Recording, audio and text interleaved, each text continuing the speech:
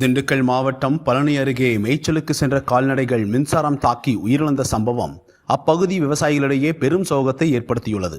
பழனி அருகே உள்ள பாலசமுத்திரம் குரும்பம்பட்டி பகுதியைச் சேர்ந்தவர் மருதன்.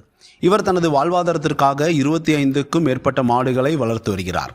இன்று காலை ராமநாத நகர் பகுதியிலிருந்து சண்முகா நதி செல்லும் பைபாஸ் சாலையில் உள்ள கள்ளக்காடு பகுதி விவசாய நிலத்திற்கு தனது மாடுகளை மேய்ச்சலுக்காக அழைத்து சென்றுள்ளார். நேற்று அப்பகுதியில் பெய்த பலத்த மழையின் காரணமாக விவசாய நிலத்தின் வழியே சென்ற மின்சார ஒயர் அருந்து கீழே விழுந்து கிடந்துள்ளது.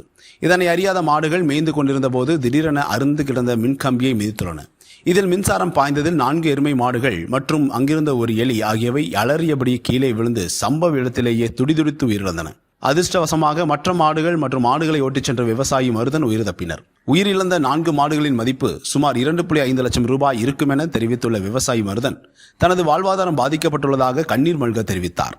மின்வாரியத்தின் பராமரிப்பு குறைபாடே இந்த விபத்திற்கு காரணம் என சாடியுள்ள அப்பகுதி மக்கள் பாதிக்கப்பட்ட விவசாயிக்கு உரிய இழப்பீடு வழங்க வேண்டும் என அரசுக்கு கோரிக்கை விடுத்துள்ளனர்.